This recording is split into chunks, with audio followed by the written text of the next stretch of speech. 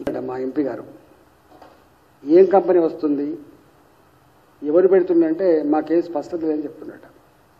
అంటే కలెక్టర్ గారికే ఇక్కడ ఏ కంపెనీ వస్తుందో ఎవరికి ఇస్తుందో తెలియదట.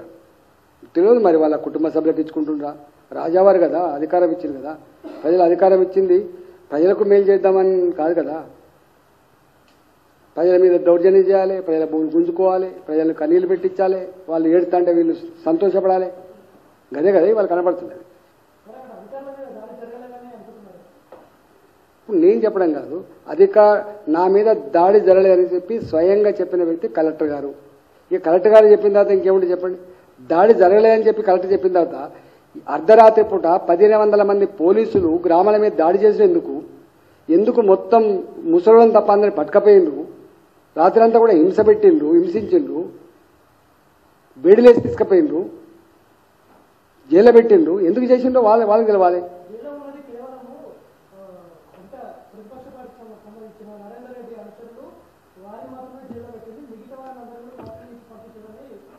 తప్పు శుద్ధ తప్పది నేను అంటున్నా. ఇప్పుడు అధికారంలో ఉన్నోడు దౌర్జన్యం చేస్తాడు, ఎవరు కాపాడాలి వాళ్ళకి అండగా? ప్రతిపక్షంలో ఉన్నోడే పోవాల్సింది. అయితే టీఆర్ఎస్ లో పోవాలి, లేకపోతే భారతీయ జనతా పార్టీలో పోవాలి. టక్కన అందుబాటులో ఉంది కాబట్టి ఆయన పోయినట్టున్నది. నిన్న అందుబాటులోకి వచ్చింది కాబట్టి ఎంపీ గారు పోయినరు. మీరు ఎందుకు ఆపింది చెప్పండి. ఇప్పుడు జనరల్గా ఇప్పుడు ఇంతెందుకండి, నేను మాట్లాడి పక్క పెట్టు, ఇదే భూముల గుంజుకునే సందర్భంలో కావచ్చు, లేదా ఇట్లాంటి సంఘటన జరుగుతున్నప్పుడు కావచ్చు, రేవంత్ రెడ్డి గారు మాట్లాడిన మాటలన్నీ మీకు పంపిస్తా, ఒక 10 సీట్లు పంపిస్తా. ఇవాళ ఆయన ఏం చేస్తుండో మీరు చూడండి. తరమండి అని చెప్పిండు ఆయన. ఇంకా భాష నా నోట్ల కొత్తలేదు, మంచి భాష కాదు అది.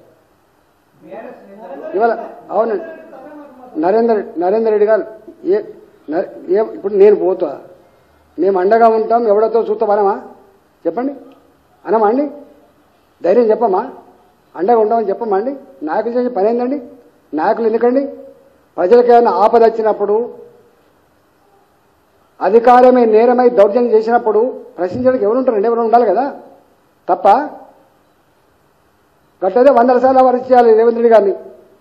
ఆయన అధికారం లేనాడు ఆయన మాటలకు 100 సార్లు అరెస్ట్ కావాలి. మరి అయిందా? చేస్తారా?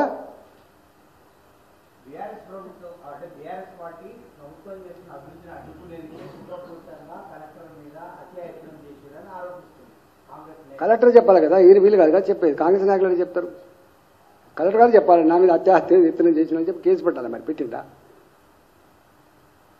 తర్వాత కలెక్టర్ తోటి మళ్ళీ ఒక తప్పుడు స్టేట్మెంట్ ఇప్పించి తప్పుడు కేసు పెట్టియచ్చు. కానీ కలెక్టర్ గారు చెప్పలే అట్లా.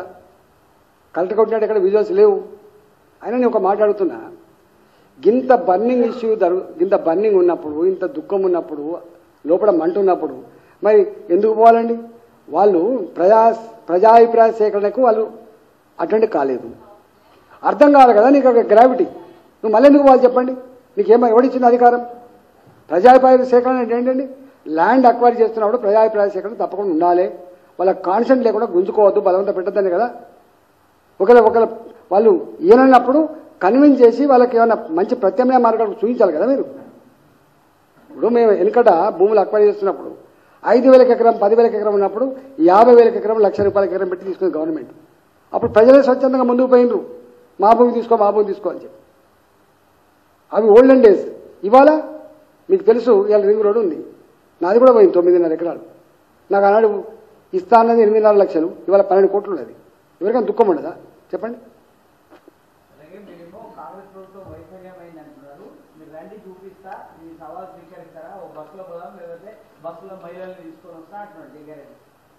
దానికి ఇంత టెక్నాలజీ, ఇన్ని సవాళ్ళు ప్రతి సవాళ్ళు ఎక్కలేదు. ముంజేతి కంకణానికి అద్దమేలా అంటారు. ముంజేతి కంకణానికి అద్దమేలా అంటారు. నీ ముఖం ఎట్లుందో నీకు ప్రజలు చెప్తూనే ఉన్నారు. ఇప్పుడు దానికి మీరు అవసరమా, మేము అవసరమా, రీసెర్చ్ అవసరమా? దానికి ఏ సంస్థలు ఎక్కర్లేదు. ఇలా సర్వత్రా యావత్ తెలంగాణలో ఉన్నటువంటి మాట ఏంటంటే, అతి తక్కువ కాలంలో ప్రజల చేత చీకొట్టించుకునే, ప్రజల చేత అసహించుకునే ప్రభుత్వం రేవంత్ రెడ్డి సర్కారు. నేను చెప్పడం కాదు, స్వయంగా కాంగ్రెస్ పార్టీ నాయకులు నల్లగొండ సభలో అన్న మాట ఏంటంటే, మేము ప్రజల దగ్గరికి పోలేకపోతున్నాం, తలకాయ ఎత్తుకోలేకపోతున్నాం, మేము ఏం ముఖం పెట్టుకోవాలి, వాళ్ళ చెంతకు పోవాలి, మేము ఏం చేసినా పోవాలని చెప్పి నేను అంటలేను, వాళ్ళు అంటున్నారు. ప్రజల మాట పక్కకు పెట్టు, ప్రతిపక్షాల మాట పక్కకు పెట్టు, స్వయంగా కాంగ్రెస్ పార్టీ నాయకులన్న మాటల వీడియోని పంపిస్తా, సీడీలు పంపిస్తా, చూసుకో. నీకు తెలియదా? వస్తలేవా రోజు సాయంత్రం పూట?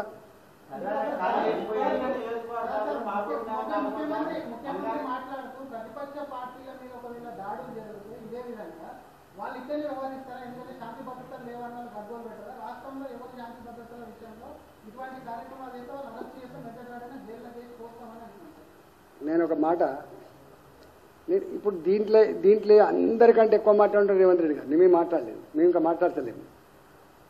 వారి సీడీలు అని తీయండి. ఆనాడు మాట్లాడిన మాటలు ఇవాళ మాట్లాడుతున్న మాటలు వేయండి. మీరు ఎందుకు మేము మాట్లాడేందుకు దాని మీద మా నోరు ఎందుకు ఖరాబ్ చేసుకోవాలి? ఆయన మాట్లాడిన మాటలు తీయండి. మీ దగ్గర ఉంటే కదా, ఉండే రికార్డ్స్ ఉండేవా? ప్రతి నిత్యం ఉంటాయి కదా మీకు అన్ని. తీయండి. ఒక మేము ప్రజాస్వామ్యయుతంగా ప్రజలు అడిగే హక్కు ఉంటుంది. ప్రజాస్వామ్యయుతంగా ప్రజలకు మా భూములు మేము ఇవ్వమనే హక్కు ఉంటుంది.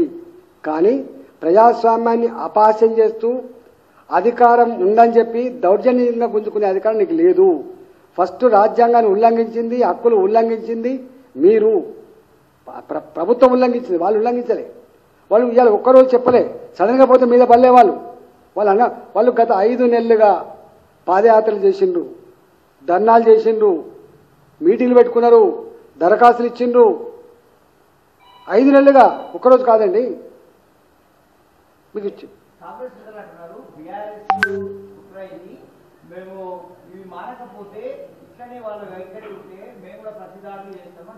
ఒక మాట చెప్పన్నా, ఈ అన్నికి చీప్ మాటలు ఇవి నడుతాయండి. ప్రతిదాడు ఎవడు చేస్తారో రేపు తెలుస్తుంది.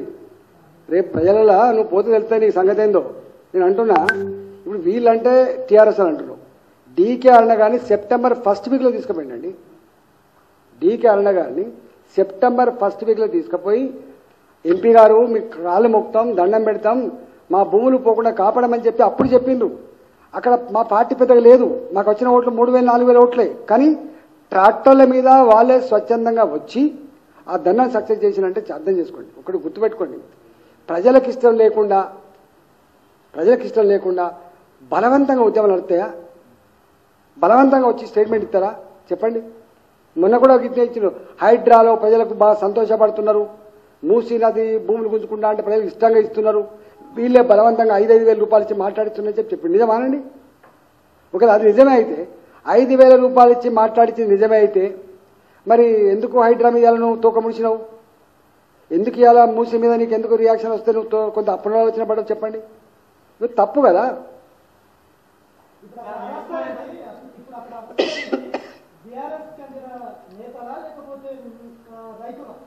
నేను ఒక మాట చెప్పన్నా, ఇవాళ కేవలం నాయకులు చేస్తే అయ్యేది కాదు. ఇది ప్రజల లోపల మంట